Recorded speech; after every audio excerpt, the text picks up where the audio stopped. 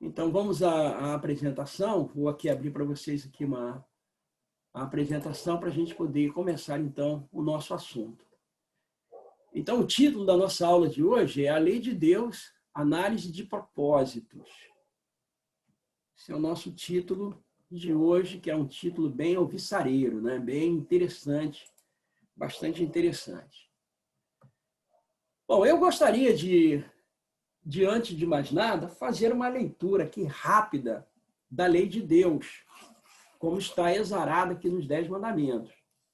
Talvez nem precise a gente ler tudo, né, para a gente não ficar muito tempo aqui na redação, mas pelo menos a gente ter uma ideia da Lei de Deus, para a gente ter assim, saber do que a gente está falando. Né? A Lei de Deus, ela foi adaptada para o ser humano, mas certamente ela já existia lá no reino de Deus, mesmo antes do Senhor criar o ser humano. Né? No verso 3 está escrito: não terás outros deuses diante de mim. É o primeiro mandamento. No verso 4, não farás para ti imagem de escultura. No verso 7, não tomarás o nome do Senhor teu Deus em vão. No verso 8, lembra-te do dia do sábado para santificar. No verso 12, honra teu pai e tua mãe. No 13, não matarás. No 14, não adulterarás. No 15, não furtarás. 16, verso 16, não dirás falso testemunho contra o teu próximo. No verso 17, não cobiçarás a casa do teu próximo e não cobiçarás a mulher de teu próximo. Então, esses aqui são os 10 mandamentos. Essa lei nós chamamos de lei moral, porque essa lei ela afeta diretamente o comportamento, ela tem a ver com princípios éticos religiosos. Então, a primeira proposta do nosso trabalho aqui é que a lei de Deus ela já existia antes de ser promulgada no Sinai. Nós vamos, então, aqui pegar uma data redonda, né, para a gente não descer a minúcias. Quando foi que aconteceu tal, a entrega da lei? Vamos arredondar para o ano 1500 a.C., tá certo? Vamos lá falar assim, 1500 a.C. foi a entrega da lei moral a Moisés, lá no Monte Sinai. Essa lei ela foi escrita pelo próprio Deus em pedras, né? Eu até costumo brincar com o pessoal quando eu vou fazer estudo bíblico, eu digo assim, qual é a única parte da Bíblia que não é inspirada por Deus? Aí o pessoal fica, mas como? Não é? Então, é a lei de Deus, não foi inspirada por Deus, que ele mesmo escreveu, ele não deu ao homem, ele não transmitiu ao homem, ele mesmo foi lá e escreveu. Né? Eu faço essa brincadeira com o pessoal. Bem, então, embora a lei ainda não tivesse sido promulgada, ela já era conhecida, mesmo na época de Adão. Aí você vai dizer, mas por que você está dizendo isso? A gente vai observar o seguinte, que sem lei não há transgressão. A gente vai ver mais para frente, tá? Então, os subtítulos estão aqui, tá bom? Adão pecou, primeiro ponto. Abraão guardou a lei moral de Deus antes desta ter sido promulgada, e Deus faz referência à sua lei, põe o seu povo em prova quanto a esta lei, embora ela ainda não tivesse sido promulgada. São esses 3 pontos que nós vamos ver agora na introdução, ok? Vamos lá. Adão pecou, Gênesis 3, versículos de 4 a 7. Vamos ler o texto. Vendo a mulher que a árvore era boa para comer, agradável aos olhos e árvore desejável para dar entendimento, tomou-lhe do fruto e comeu e deu também ao seu marido e ele comeu. Aí no verso 22, eis que o homem se tornou como um de nós, conhecedor do bem e do mal. Então o homem passou a ser conhecedor na prática do mal quando ele tomou daquele fruto e comeu. Ok. Adão cometeu um pecado. Por quê? Pecado é a transgressão da lei de Deus, como está escrito na primeira carta de João, no capítulo 3, versículo 4. Está escrito assim, se você pegar uma Bíblia corrigida, eu tenho aqui uma Bíblia corrigida, ou uma Bíblia fiel, lá em 1 João 3, verso 4, dizendo que o pecado é iniquidade, que todo aquele que peca comete iniquidade, que o pecado é iniquidade. Mas a atualizada, ela traduz assim de uma maneira um pouco mais pontual. Todo aquele que peca transgride a lei, porque o pecado é a transgressão da lei. Ou seja, amartia em anomia. Anomia significa transgressão da lei. É um prefixo de negação, mas nomia lei.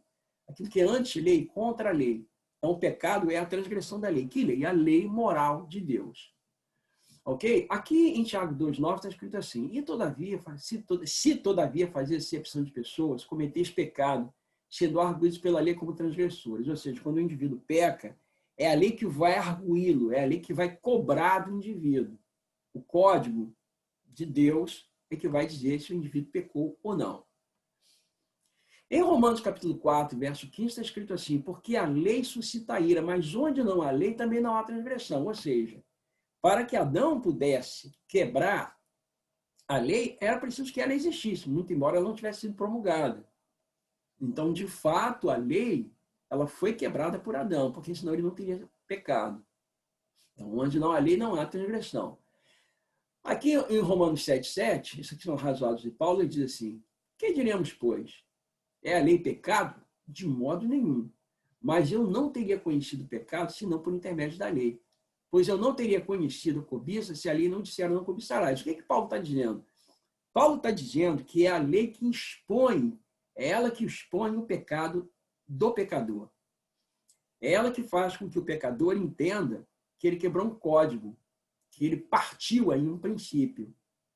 Então, para que haja pecado, é necessário que haja algo que cobre esse pecado, que indique esse pecado.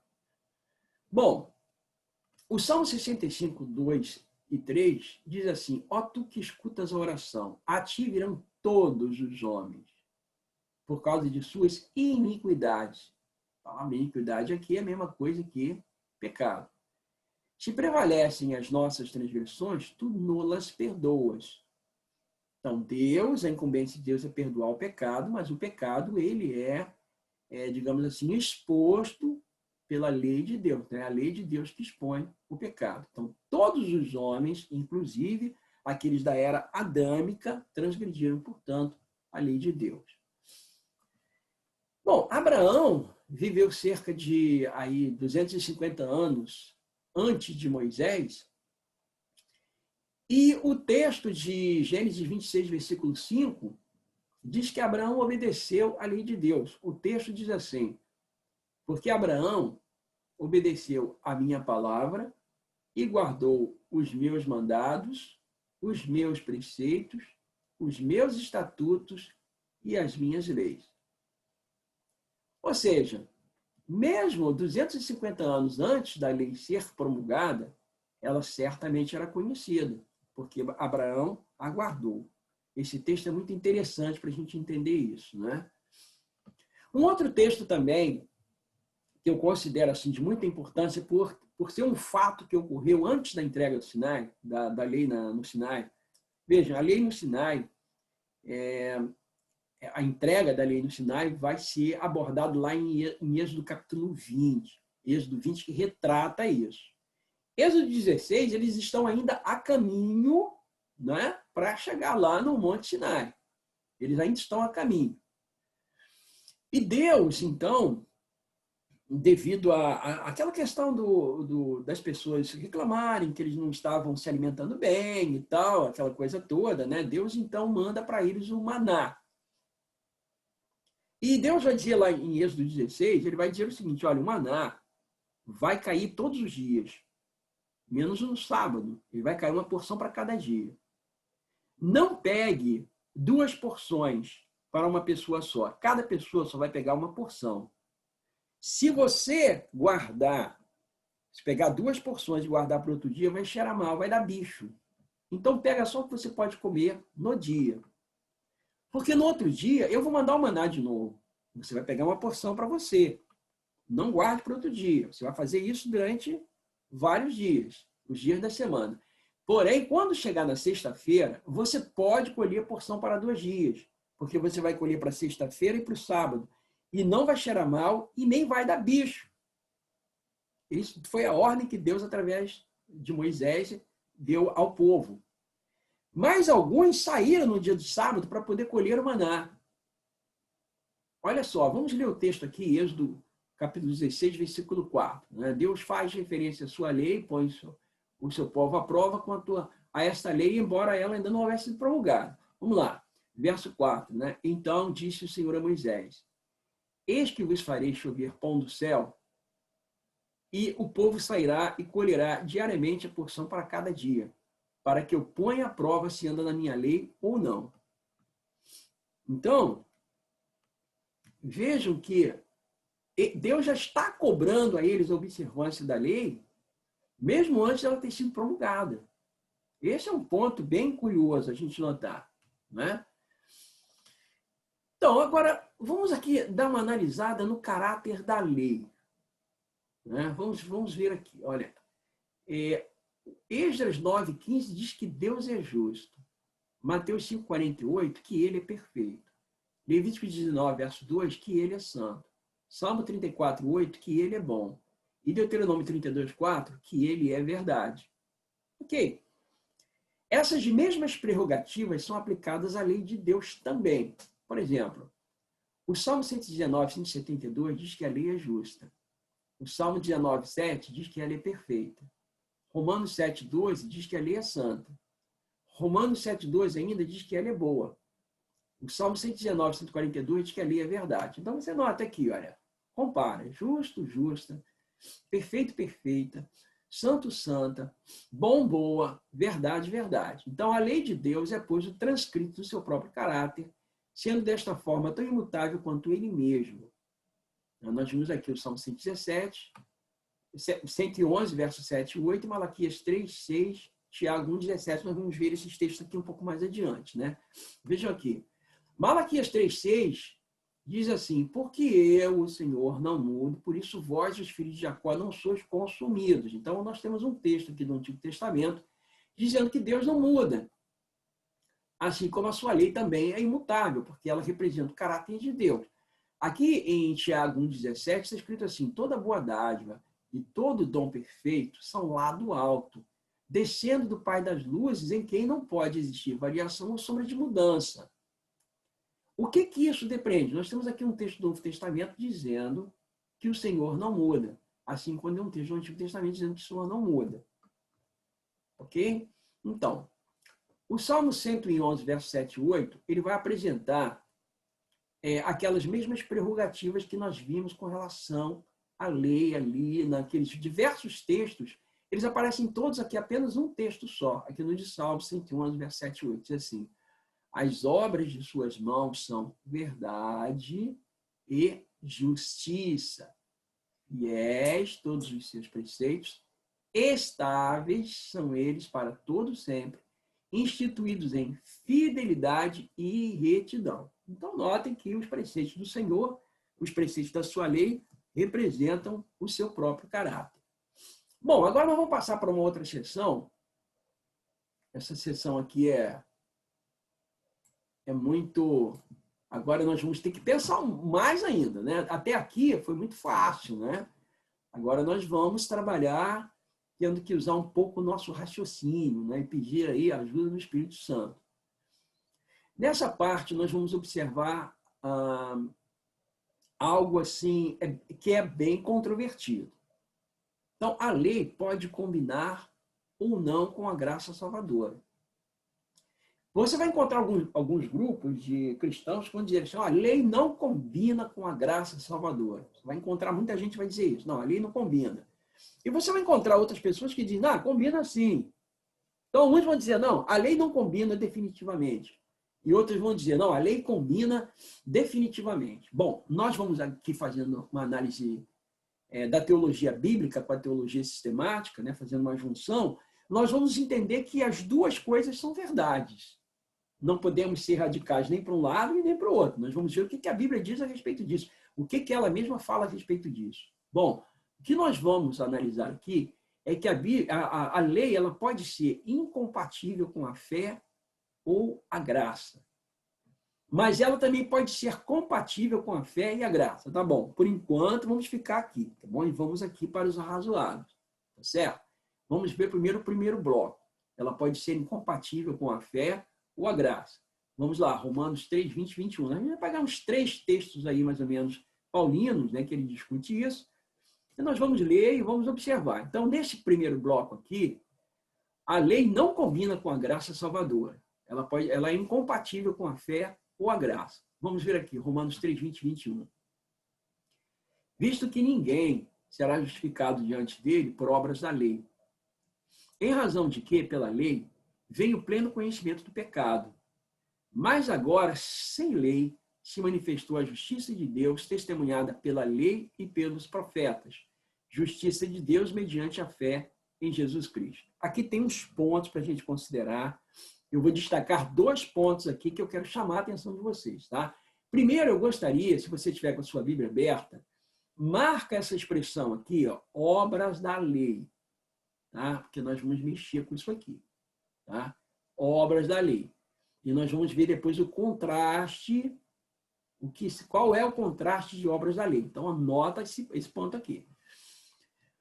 O segundo ponto que eu gostaria de chamar a atenção de vocês é para aquilo que eu falei no início, que a palavra lei na Bíblia, muitas vezes, embora ela venha dentro de um texto, você percebe que o rótulo é diferente. Olha aqui, olha, mas agora sem lei se manifestou a justiça de Deus, testemunhada pela lei e pelos profetas. Então, você nota que a palavra lei aqui é uma coisa, aqui é outra. Tá certo? Aqui, essa lei aqui é a lei moral. Mas agora, sem lei, se manifestou a justiça de Deus. Testemunhada pela lei e pelos profetas. Aqui ele está falando dos livros da lei, do Pentateuco e dos profetas maiores e menores. Isaías, Ageu, Jeremias, Daniel, certo?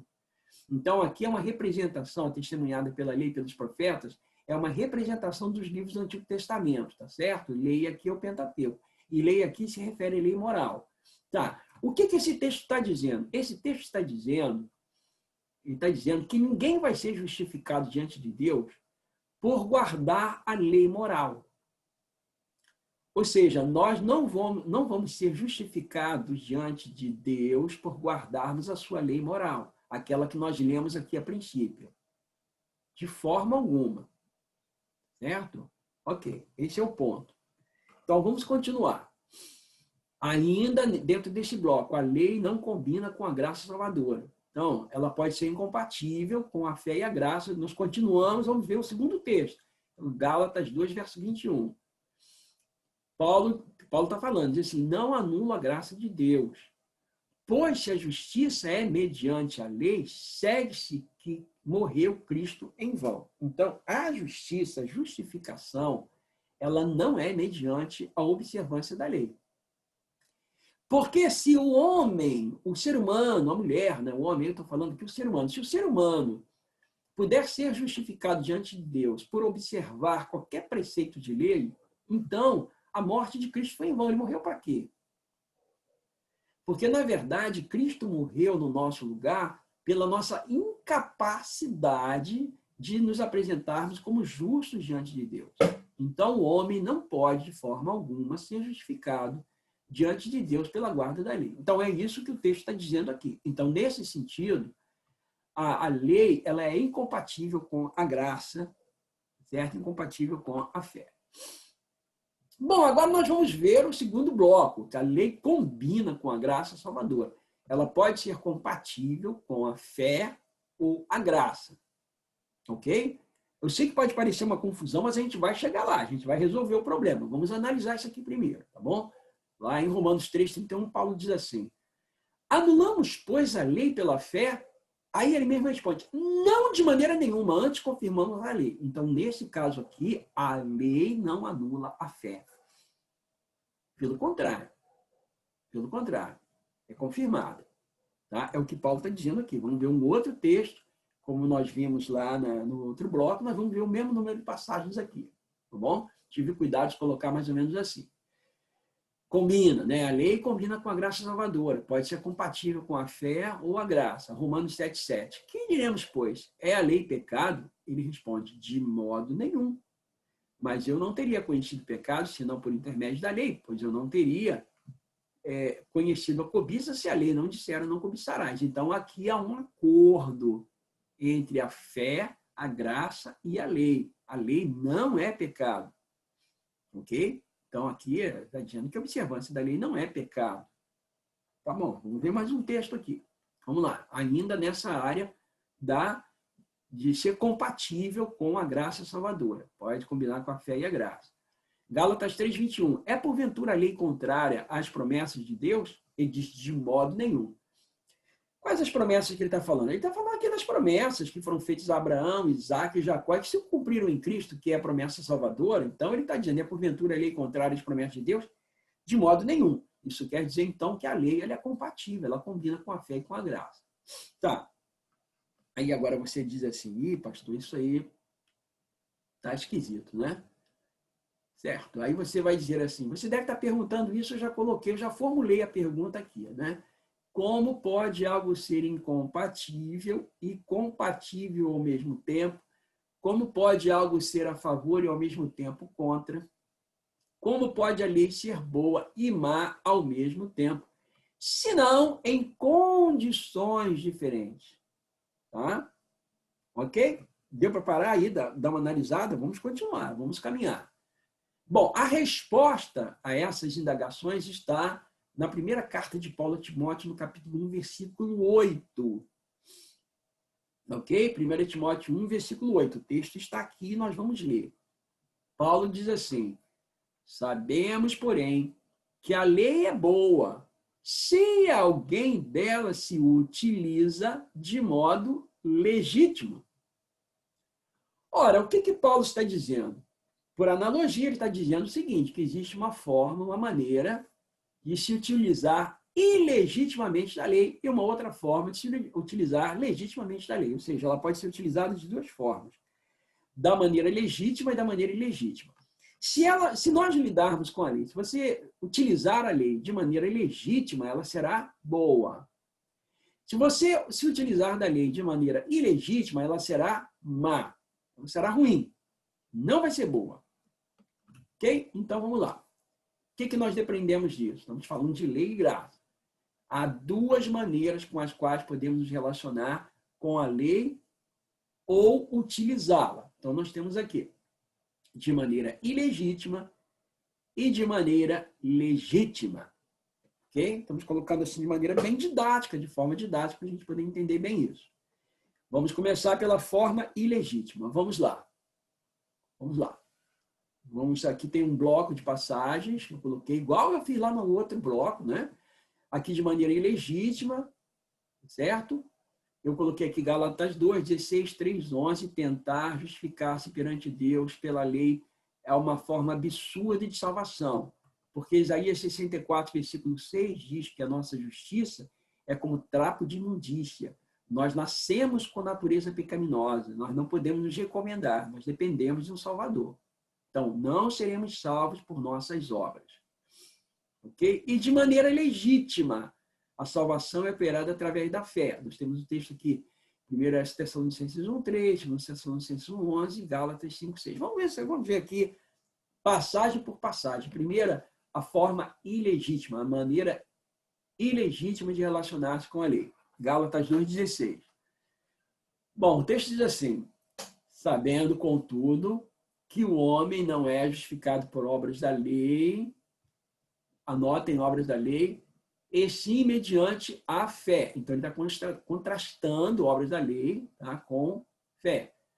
Então, sabendo, contudo, que o homem não é justificado por obras da lei, e sim mediante a fé em Cristo Jesus. Também temos crido em Cristo Jesus, para que fôssemos justificados pela fé em Cristo, e não por obras da lei. Pois por obras da lei, ninguém será justificado. Então, aparece aqui, se não me engano, 3 vezes a expressão obras da lei. Tá bom, o que são obras da lei? Veja que Paulo, tanto Paulo quanto Jesus, falaram bastante para os religiosos de seu tempo, para os líderes religiosos de seu tempo. Jesus, inclusive, contou a parábola do fariseu e do publicano. Os dois saíram para orar. E o publicano batia no peito, ele dizia assim, Senhor, eu não tenho nem condições de olhar para cima. Eu sou tão pecador, sou tão miserável, Senhor, tenha misericórdia de mim. E o fariseu, como é que ele orou? Ele orou, a palavra de Deus diz que ele orou de si para si, e ele olhou para o lado e falou assim, Senhor, eu não sou como esses homens. Eu não sou como esses homens pecadores, fraudulentos, não é? Eu sou um homem justo. Então, quer dizer, eu não sou um indivíduo que eu devolvo o dízimo de tudo quanto eu ganho. Eu, aos sábados, eu estou aqui no templo, vou na sinagoga, eu não violo nenhum preceito de lei, eu não adultero, eu não mato, eu não roubo. E para o senhor deve ser um privilégio muito grande me ter aí no céu. Não é? Deve reservar uma cadeira aí do teu lado, porque afinal de contas eu sou um homem justo. Então é nesse sentido que Jesus está falando. Por quê? Porque aquele fariseu ali daquela expressão alegórica ou extraída da realidade de Jesus nos seus dias, é uma representação exatamente desse tipo de religioso que acha que por ele fazer todas as coisas com uma certa legitimidade, não deixa de ter, mas que ele pode se recomendar diante de Deus. Ele esquece completamente que ele tem natureza pecaminosa. Como disse Lutero, que até aquilo de bom que o ser humano faz está poluído pelo pecado. Exatamente porque nós temos natureza pecaminosa. Os nossos pensamentos, se nós não mantivermos presos à graça de Cristo, eles se soltam e a gente frequentemente se ira contra o outro, tem pensamentos que não são bons, coisas assim. Então, o ser humano, ele não pode se recomendar, ele não pode simplesmente dizer assim, eu vou guardar a lei de Deus, isso vai me recomendar. Não, nós temos natureza pecaminosa. Alguém tem que fazer esse trabalho por nós. Então, o texto está dizendo isso. O que são obras da lei? Obras da lei é aquilo que o indivíduo faz para se recomendar diante de Deus. Tudo que ele faz assim, o senhor tem que me receber aí, porque eu faço tudo certo. Então, o apóstolo Paulo está dizendo aqui que por obras da lei ninguém será justificado, ninguém. Ele está sendo muito claro. Então, ainda nessa primeira forma, ele diz assim, aqui em Gálatas 3:11, é evidente que pela lei ninguém é justificado diante de Deus, porque o justo viverá pela fé. Fé em algo que está fora dele, em alguém que está fora dele. Ele tem fé em Cristo, por quê? Porque Cristo é que realiza a obra salvífica no lugar desse indivíduo. Então, ele não vai ser, de forma alguma, justificado por observar qualquer tipo de preceito de lei. Bom, ainda de maneira ilegítima, né? Tentar justificar-se perante Deus pela lei é uma forma absurda de buscar a salvação, porque as nossas obras, nossa justiça, são como trapos de imundícia. Então, nós não seremos salvos pelas nossas obras. Ok, já vimos isso. Agora, nós vamos ver a maneira legítima de relacionarmos com a lei, de utilizarmos a lei. E vamos ver um outro grupo de passagem. Vamos ver aqui a primeira Tessalonicenses 1:3, que diz assim, recordando-nos diante do nosso Deus e Pai da operosidade da vossa fé. Opa, o que significa isso? Operosidade de vossa fé quer dizer que tem fé que opera. Que operação é essa? Ele está falando de quê? Ele está falando da fé que guarda os mandamentos de Deus. Então, o indivíduo ele devolve o dízimo, ele vai à igreja, ele não adultera, ele não mata, ele não rouba, mas ele não faz isso para ser salvo. Ele faz isso porque ele tem fé em Cristo e essa fé opera nele e faz com que ele pratique atos de justiça não para ser salvo, mas porque ele está sendo impulsionado pela fé. É algo muito diferente. Diferente da atitude do fariseu, ele vai dizer assim, Senhor, eu não posso nem olhar para cima, porque eu sei que eu sou pecador.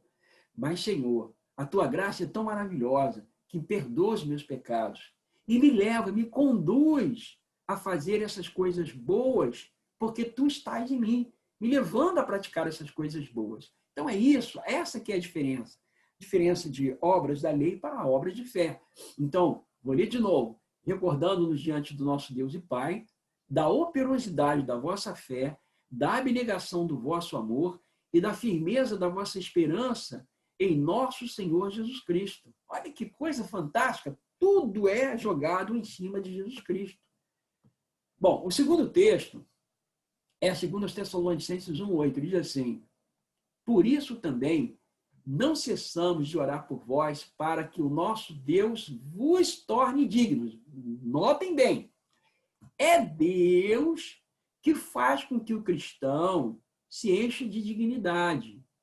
Tá? Por isso também não cessamos de orar por vós para que o nosso Deus vos torne dignos da sua vocação e cumpra com poder todo propósito de bondade e obra de fé. Obra de fé. Então, essa obra de fé, marque na sua Bíblia, é o contraste da obra da lei. O que é obra da lei? É aquilo que o indivíduo faz para ser salvo. O que é obra de fé? É aquilo que o indivíduo faz porque ele tem fé, porque a graça atua no seu coração. Tem obra? Tem obra. Ele também é obra. Ele guarda os mandamentos, mas ele guarda com um espírito diferente daquele outro. Ele guarda por quê? Porque a fé que ele exerce é uma motivação da graça que alcançou o seu coração. A bondade de Deus alcançou o seu coração. E aí, então, ele opera. Olha que diferença, né? Entre uma coisa e outra. Vamos continuar ainda de maneira legítima. Gálatas 5, versículo 6. Ele diz assim: porque em Cristo Jesus, nem a circuncisão, nem o judaísmo, nem a incircuncisão, nem o gentilismo tem valor algum, mas a fé que atua pelo amor. A fé atua? Atua. Fé também tem obras. A fé vai me levar a guardar a lei. Ela vai me levar a guardar os mandamentos, mas pelo amor que eu tenho a Cristo, pelo amor que eu tenho a Deus. Não por outra razão. Não vou fazer isso para ser salvo. Eu faço isso porque eu tenho amor. É uma atitude responsiva para com aquele que me salvou. Bem diferente, não é? Bom,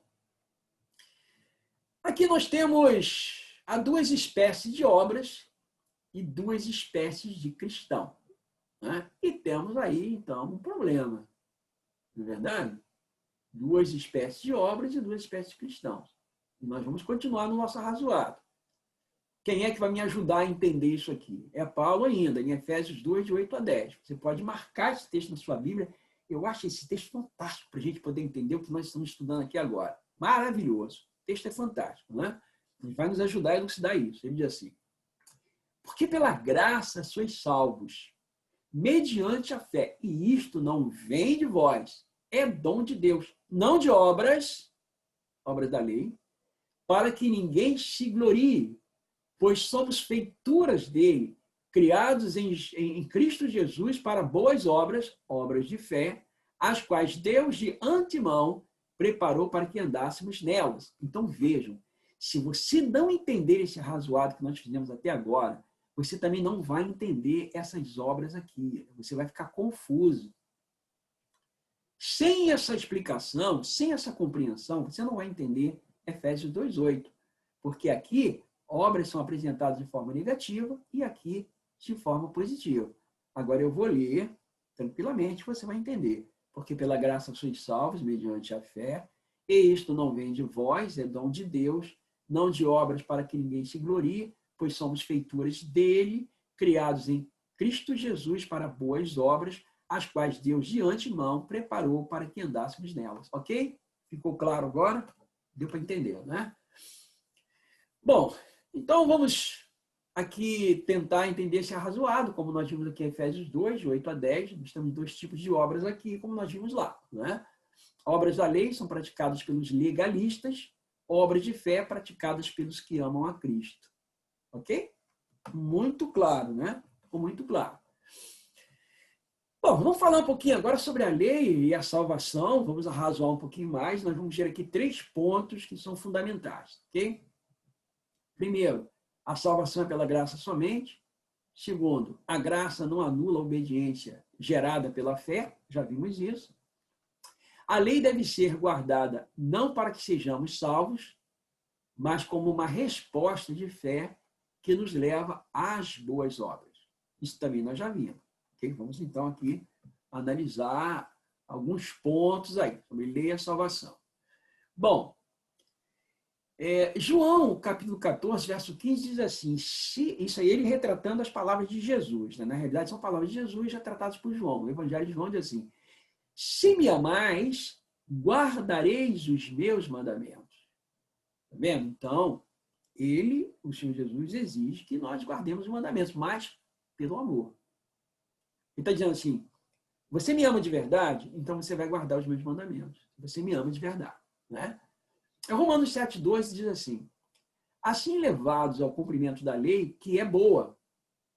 Então aqui Paulo assume que a lei é boa, Porque Paulo está falando como quem observa a lei de maneira legítima e não de maneira ilegítima. Então, ele vai dizer que a lei é boa. Por isso, gente, é importante, sabe? Tiago, ele foi considerado, o livro de Tiago foi considerado por Lutero como uma epístola de palha, porque Lutero não chegou a essa compreensão. Infelizmente, Lutero não chegou a essa compreensão. Foi um homem maravilhoso. Lutero foi uma pessoa, foi um gigante da teologia, mas ele não chegou a todo conhecimento, né? Não alcançou tudo. E ele disse que Tiago era uma epístola de palha por causa dessa declaração. Nós vamos ver aqui, Tiago 2, 20 a 23, está escrito assim: queres, pois, ficar certo, homem insensato, de que a fé sem as obras é inoperante? Não foi por obras que Abraão, nosso pai, foi justificado quando ofereceu sobre o altar o próprio filho Isaque? Vês como a fé operava juntamente com as suas obras. Com efeito, foi pelas obras que a fé se consumou. E se cumpriu a escritura, a qual diz: ora, Abraão creu em Deus, e isso lhe foi imputado para a justiça, e foi chamado amigo de Deus. Lutero não entendeu isso. Por quê? Porque ele não conseguiu compreender que obras da lei significa aquelas obras farisaicas que o indivíduo vai fazer. Não, Deus vai me aceitar porque eu sou justo. E obras de fé não. Obras de fé é aquela que é gerada pelo amor a Cristo. Então, amor a Deus. Abraão sacrificou, ele teria sacrificado o filho se não fosse impedido. A gente sabe disso. Abraão levou o seu filho para o sacrifício porque ele amava a Deus e, pela fé, ele confiava em Deus. Então, a fé de Abraão o levou à ação. Então, é dessa fé que Tiago está falando e que Lutero não foi capaz de compreender. Ele não entendeu isso. Por isso ele chamou de epístola de palha. Mas Tiago está em perfeita sintonia com Paulo. Quando nós estudamos, observando esses parâmetros, a gente vai notar que há uma perfeita compatibilidade entre um e outro. Bom, vamos agora passar para o último bloco, que são as funções da lei. Ok? As funções da lei na salvação. Bom, a lei de Deus tem duas funções. Ela tem uma função negativa e tem uma função positiva. A função negativa é mostrar e ampliar o pecado. E a função positiva é conduzir o pecador a Cristo. Você está observando aqui o espelho. Ok? A lei de Deus é como se fosse um espelho. Quando a lei diz assim, não matarás, não furtarás, não adulterarás, a lei ela está tendo uma atitude, digamos assim, judicativa, não é? Acusatória, porque ela está revelando para o indivíduo onde está o seu ponto fraco, onde está a sujeira do seu caráter. Então, a lei ela serve com esse propósito, para mostrar onde está o pecado do indivíduo. Então, essa função é chamada de função negativa. E depois, mais um pouquinho adiante, a gente vai ver qual é a função positiva dela, certo? Vamos ver aqui a negativa. Então, a função negativa é mostrar o pecado, diz assim, Romanos 7, 8. Mas o pecado, tomando ocasião pelo mandamento, despertou em mim toda sorte de concupiscência. Porque sem lei está morto o pecado. O que Paulo está dizendo? O pecado tomando ocasião pelo mandamento. Ou seja, é o mandamento que revela o pecado. Se não houver o mandamento, o pecado deixa de existir. Ele só existe porque existe um preceito dizendo que aquela atitude é pecado. Então, esse preceito desperta no ser humano toda sorte de concupiscência. Eu costumo dar o seguinte exemplo, né? Vamos supor que o indivíduo é um aborígene, um indivíduo que vive lá no centro da Amazônia, nunca teve contato com a civilização, e ele tem o hábito de pegar as coisas de outros índios. Pega e usa como se fosse dele. Aí um dia ele tem contato com a civilização, ele aprende sobre Deus, aprende a ler a Bíblia, e lá na Bíblia ele vai ver os ensinamentos dos profetas e apóstolos dizendo que pegar as coisas dos outros é pecado. Quando ele lê esse texto e se lembrar que ele pegou várias vezes objetos de outras pessoas, ele vai dizer, eu sou um ladrão. Eu sou um ladrão. Então ele vai se assustar, ele vai ficar alarmado com essa ideia. Né? Então a lei vai despertar nele toda sorte de concupiscência. Porque sem lei, o pecado está morto. Okay? Então, a lei mostra o pecado, mas ela também, a lei também, amplia o pecado. Amplia como? Nós vamos ver. Ele diz assim, acaso bom, se você ver o verso 12, ele está dizendo que a lei é santa, justa e boa. Ele está falando da lei que é boa. Aí ele diz assim, acaso bom se me tornou em morte? Ele responde, de modo nenhum. Pelo contrário, o pecado, para revelar-se como pecado por meio de uma coisa boa, ele está falando da lei, causou-me a morte. Claro, por que causou a morte? Porque ele se viu completamente solapado, condenado pelo pecado. O pecado mostrou para Paulo que ele está completamente condenado. E ele percebeu isso, causou a morte. A fim de que, pelo mandamento, se mostrasse sobremaneira maligno. Então, vejam, a lei não apenas mostra o pecado, mas a lei amplia o pecado. Então, vamos para o caso do índio. O índio diz assim, eu peguei as coisas de outras pessoas. Meu Deus, eu sou um ladrão, o ladrão está condenado, o ladrão vai para o inferno. Então, o preceito, ele não apenas mostrou para ele a sua condição de ladrão, mas mostrou que ser ladrão é uma coisa horrível, sobremaneira maligna. Então, a função negativa da lei, ou as funções, a função negativa, é mostrar e também ampliar o pecado. Ok? Agora nós vamos ver a função positiva da lei, tá certo? O indivíduo está olhando aqui para o espelho, ele está sendo condenado, ele sabe que está condenado, e aí ele faz a seguinte pergunta: quem vai me livrar dessa condenação? Como eu posso sair dessa condenação? Aí você lê Gálatas 3:24 e você tem a função positiva da lei, que é conduzir o pecador a Cristo. O texto diz assim, de maneira que a lei nos serviu de aio para nos conduzir a Cristo, a fim de que fôssemos justificados por fé. O que é o aio? O aio era um escravo que pegava a criança dentro de casa, dos seus amos, dos seus patrões, vamos dizer assim, e levava esses filhos, essas crianças, para o pedagogo, que era o professor. Então, o aio pegava a criança, levava até o pedagogos, né? E depois pegava a criança lá do professor e levava até a sua casa de volta para o seu patrão, para o seu amo. Né? Pedagogo, amo, pedagogo. Assim, tá certo? O que é o aio, portanto? O aio é uma espécie de veículo, é um conduto, é uma coisa que conduz a alguma outra coisa. Então, de maneira que a lei nos serviu de aio para nos conduzir a Cristo, a fim de que fôssemos justificados por fé. Então, a lei ela me condenou. Ela mostrou que eu estou todo sujo, mas ela faz, ao mesmo tempo, com que eu me sinta tão miserável que ela diz assim, ela vai fazer com que eu me pergunte, quem pode me salvar? Eu preciso, olha, a lei é um espelho, ela está mostrando o meu defeito, as minhas manchas, mas onde é que está o sabão para tirar essa mancha? Onde está a saída? Onde está a resolução do meu problema? Então, nesse sentido, a lei ela vai me conduzir a Cristo, porque ela vai criar uma negatividade em mim e vai fazer com que eu sinta o desejo de suscitar o Salvador na minha vida. Então, essa é a função positiva da lei, fazer com que eu sinta a necessidade de um Salvador. Então, as pessoas que reconhecem o pecado através da ação da lei procurarão livrar-se dele buscando a Cristo. Tiago, capítulo 2, do verso 8 ao verso 12, diz assim, se vós, contudo, observais a lei régia, segundo a Escritura, amarás o teu próximo como a ti mesmo, fazeis bem. Se, todavia, fazeis excepção de pessoas, cometeis pecado, sendo arguidos pela lei como transgressores. Então, é a lei que vai me cobrar a transgressão.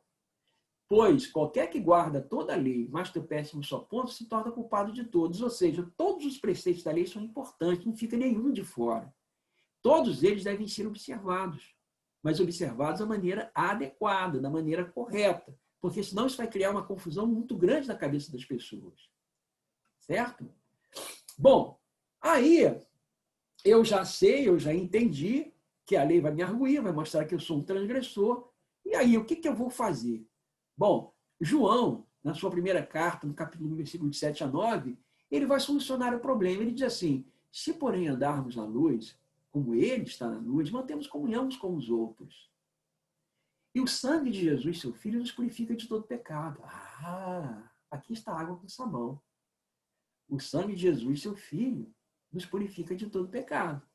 Se dissermos que não temos pecado nenhum, a nós mesmos nos enganamos. E a verdade não está em nós. Se confessarmos os nossos pecados, ele é fiel e justo para nos perdoar os pecados e nos purificar de toda injustiça. Essa é a obra de Cristo. É ele que faz esse trabalho. Então veja que coisa maravilhosa, né? A lei tem um papel negativo, mostra o pecado, amplia o pecado, mas também tem um papel positivo. Senhor, quem vai me ajudar? Quem pode me socorrer? Cristo vai me ajudar, Cristo vai me socorrer. Né? Senhor, eu estou criticando o irmão, eu estou sendo contra meu irmão, não estou agindo. O que eu posso fazer? Olha, confessa o pecado. Né? Essa confissão, essa proximidade de Cristo vai fazer com que nós mantenhamos comunhão uns com os outros. Por quê? Porque o sangue de Jesus Cristo, seu Filho, nos purifica de todo pecado. Bom, terminando, distorções da compreensão do relacionamento da lei com a graça, nós vamos ver aqui algumas expressões que vocês devem guardar. Né? O legalismo ensina que somos salvos pelas obras ao observarmos a lei. Está errado isso aqui. O antinomismo ensina que se somos salvos pela graça, não precisamos observar nenhum preceito de lei. Está errado isso aqui. O galicismo ensina que a salvação é pela graça, mais as obras. Está errado isso aqui. A salvação unicamente pela graça e a observância dos preceitos de Deus é uma resposta de fé. Ok? O legalismo é o mau uso da lei, o antinomismo, o mau uso da graça, e o galicismo, o mau uso da lei e da graça. No livro Grande Conflito, página 123, está escrito assim: mas a luz e as trevas não podem se harmonizar. Entre a verdade e o erro, há um conflito irreprimível. Apoiar e defender um é atacar e subverter o outro. Agora eu vou passar para vocês uma frase de Lloyd Jones, que é maravilhosa. Né? Da última vez que eu apresentei isso numa exposição, teve gente que me pediu, passa para mim. Vocês vão ter isso aí, evidentemente, né? Porque está sendo gravado, vocês vão ter. Mas, olha, isso é uma coisa maravilhosa, gente. É muito maravilhoso, tá? Vocês vão ficar impressionados com essa frase. Diz assim: fé não é meramente uma compreensão da verdade, ou mesmo sua aceitação intelectual. Você pode ter isto e ainda estar sem fé. Significa uma verdadeira confiança nele e no que ele fez em nosso favor e por nossa salvação. O homem que tem fé é aquele que não olha mais a si mesmo, não contempla mais nada do que foi. Não olha aquilo que espera ser ou alcançar como resultado dos seus próprios esforços. Olha inteiramente ao Senhor Jesus Cristo e a sua obra concluída. E confia e descansa nisto somente. Amém. Louvado seja o Senhor. É uma maravilha, né? O nosso próximo assunto será a análise de um mandamento controvertido. Bom? Que Deus nos abençoe e nós vamos continuar estudando sua palavra, né? Pedindo as bênçãos de Deus para termos cada vez mais conhecimento profundo daquilo que ele tem a nos dizer. Louvado seja o nome do Senhor. Amém.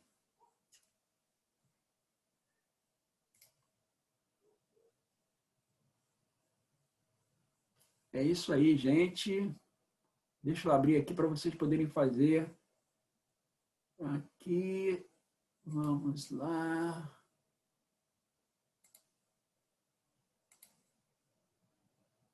Ok, quem quiser fazer alguma pergunta, está aberto aí para poder fazer pergunta. Pastor. Oi. É o Cláudio. É o irmão Cláudio. Pois não, Cláudio, pode fazer a pergunta. Pastor, não seria meio bem uma pergunta, seria um esclarecimento para mim. Eu às vezes fico até um pouco acanhado de fazer algumas perguntas, porque estou no meio aí do Dr. Lina, né, que além de médico é teólogo, o próprio senhor, né, pastor, que tem um conhecimento muito grande, mas eu como pregador leigo, esse tema, sempre que eu vou pregar esse tema, eu tenho muito cuidado, eu faço muita pesquisa e tudo mais. E dentro dessas pesquisas, eu tenho uma visão para esse tema da lei e da graça, né? Que eu sempre gosto de frisar no final dos meus sermões o seguinte: eu gostaria que o senhor corrigisse se estiver errado, porque a gente, como leigo, né, às vezes a gente comete alguns erros e sem saber, né? E é bom a gente estar aqui, como a gente está aqui para corrigir, para aprender. Sempre que eu vou trabalhar essa mensagem, eu venho com o seguinte tema no final. Eu digo o seguinte, que a lei, ela não nos salva, né? Quem salva é a graça. Mas eu guardo a lei não por obrigação, mas por amor a Jesus que me salvou, que naturalmente me salvou pela graça. Então, eu tenho esse pensamento. Está correto esse raciocínio? Sim, foi exatamente o que eu abordei. A minha abordagem é essa. A gente precisa, de fato, como ele mesmo disse, é um mandamento, João 14,15. Se me amais, guardareis os meus mandamentos. Se me amais. Então, se você tem amor realmente por mim, mostre isso observando os mandamentos. Então, não está errado o seu arrazoado. É isso mesmo.